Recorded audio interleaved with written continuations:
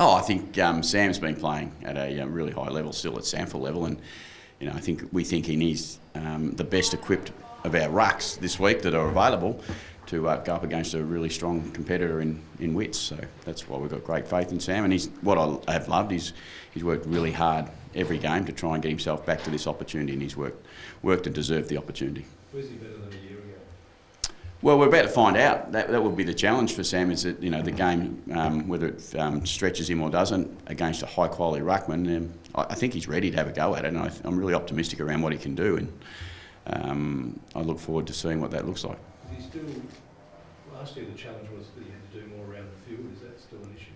I think we're bringing him in this week, particularly because of the opposition ruckman, who's got such a long reach, and we want to be able to nullify at least around contests with what he can do. But Sam's also got, of our rucks, and Scooter as well included, Sam would have the nicest, I think, hand off the throw in or ball up. I think he's got a really nice hand, which gives our mids a good look at it, we hope. So what's your update on Lycett? What do you know? We expect him to play next week, but we're not totally sure of that, because we're going through a situation now with him that we've had some experts, medical people, look at it this week and give us an opinion that it's in pretty good shape, and that just rest him this week and he should be right to compete again next week. Are you wary of Gold Coast when there's a noise around Stuart Dew and what's happening up there? I knew that'd be a question, but I thought the reality is we're wary of every team that we play against, and particularly teams who are challenging and trying to make the top 8.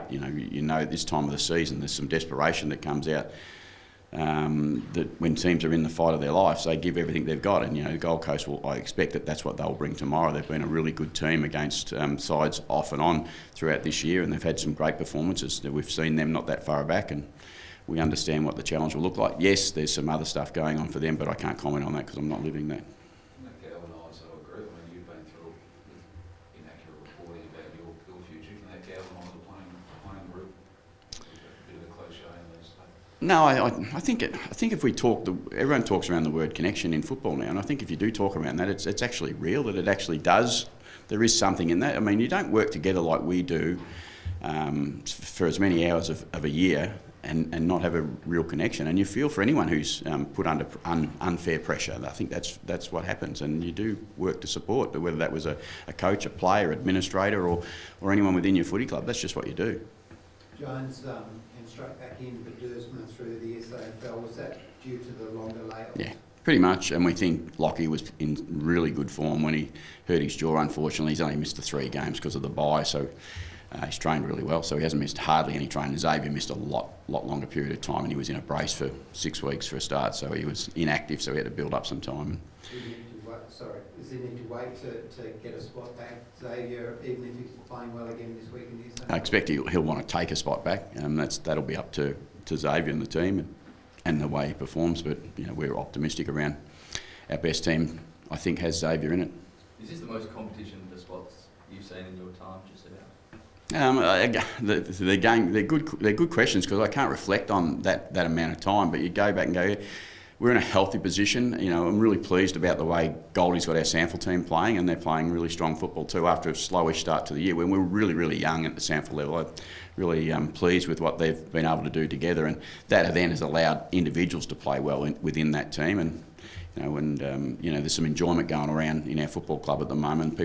That tends to bring out the best of everyone, and I think that's what's going on with our footy team at the moment. There's a lot of people enjoying their time there, which reflects in their performance, which then gives us great depth. How on the agenda, continuing to improve, what do you want to get out of this game that ticks that box? A win. Yeah, well, that's what we do every week. We need to get better, and we try to improve each week with everything we do. But we don't sit there and go, we desperately need to do this, but we just need to be really consistent in our behaviours. And I think that's a great sign of improvement when you consistently deliver on those behaviours. That says you're improving every week.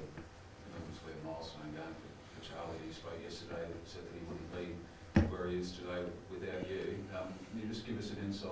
I wouldn't be where I am either without him, let's be clear. I got no hair left. Just after an insight, between your relationship, obviously, yeah. The Suns, but yeah, it's special. I mean, there's Jeremy's also playing his 100th games, which I think we should acknowledge. Jeremy's, with what he's been able to bring to our football club too, is remarkable through his own resilience, and so we touch on that as a milestone for us. But Charlie's you know, there are players that you do form a special bond with. There's no doubt about that, and we've done that over a different journey to all the boys here. We've been at another club together, and we've ended up back here together, and we've been good for each other. We've been really good for each other, and I think both of us would reflect on that and say, I'm a better person because I've known Charlie, and he's a better person because he's known me. So how are you a better person for knowing Charlie? I just learn to the challenges of the world and the challenges of life are real for everyone, and we have different ones, and that you need their support. And Charlie gives me great support when it's been challenging for me, and equally I have given him support when it's been harder for him. So I think I'm a better person because I know that we're not the same, and I learn things off people who are different to me. Did you talk about how much he loves your brutal honesty with him? Or you like that? Is that right? He doesn't love it. He doesn't love it, no. But he gets it. So he's a fierce competitor, and everyone loves watching him play. And I think he's one of the players in the competition that most people would like to play football with. Most people would like to barrack for. And I think that's what Charlie does. You ask him to play through injury, or is that him putting his hand up? Yeah, you don't get it. He just plays.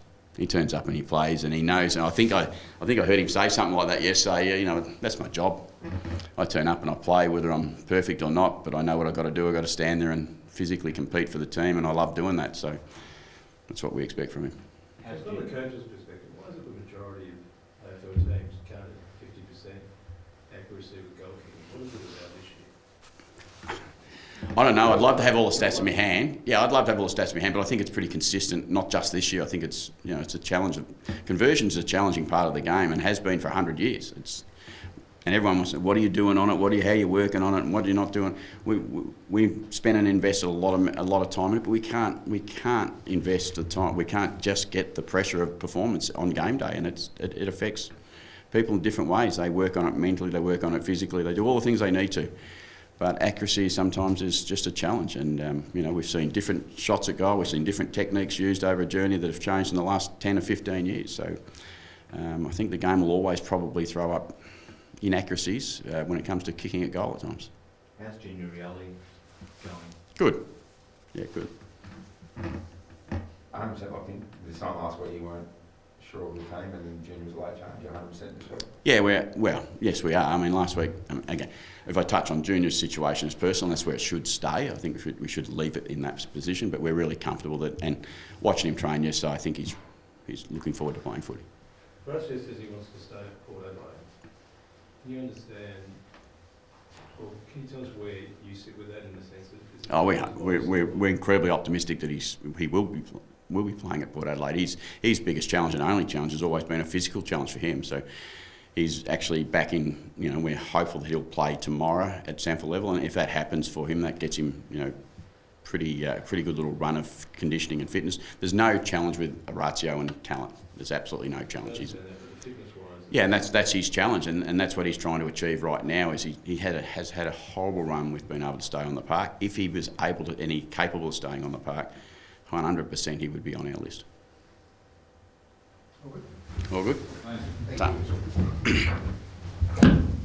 Channel 9, you fell over again. That's all right, we'll get back up again.